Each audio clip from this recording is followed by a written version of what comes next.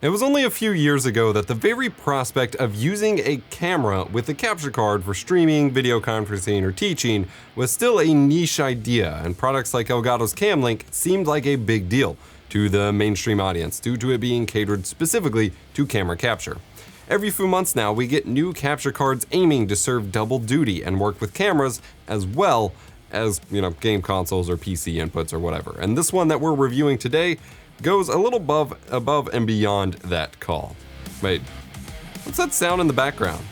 Could it be rockin' music from Backing Track? Backing Track is royalty-free rock and metal music that's DMCA-free and safe to use in your videos and live streams. Head to backingtrack.gg or check your favorite streaming services to add our tracks to your playlist, or join us on Discord at discord.gg/EposVox to get free downloads and stems to remix yourself.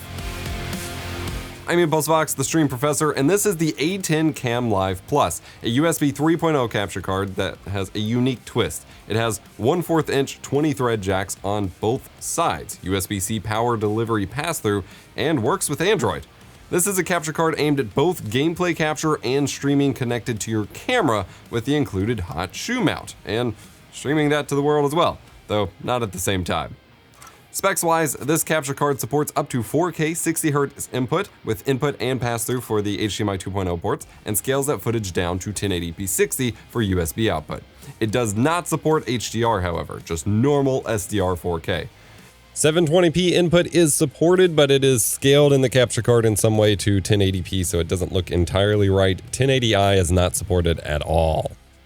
Both MJPEG as well as the higher quality, lower latency, uncompressed YUI2 feeds are available when connected via USB 3.0 or higher port on PC. MJPEG will mainly be used on Android or if you connect it to a USB 2.0 port. And in this particular capture card, the MJPEG encoding over USB 2.0 looks terrible. The weird staticky mess, the banding in the color gradients, it just looks awful. And this affects the mobile capture, as we'll see in a little bit. So honestly, I'm not sure how well mobile will work unless your phone officially supports USB 3.0.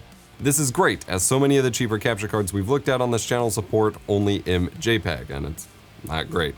1440p is not supported in any way here, nor is anything above 60 Hz. Unfortunately, there is no audio jack to be found on this device for connecting a microphone or a headset or anything like that. The expectation is that you connect a mic to your computer to sync up in OBS or what have you, or to your camera if you're running it that way. The capture card can be powered via a battery bank with a separate USB-C power port, and that power can be passed through to your phone if you're doing mobile streaming, however, which is pretty neat. When connecting to the PC, you do not need external power.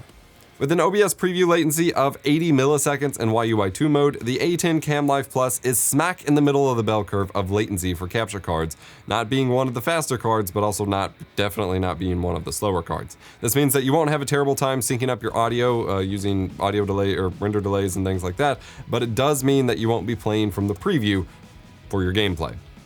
Quality-wise, it looks great. You've been seeing gameplay footage from it with the Xbox Series X and PlayStation 5 running at 4K, and the Switch obviously at 1080p.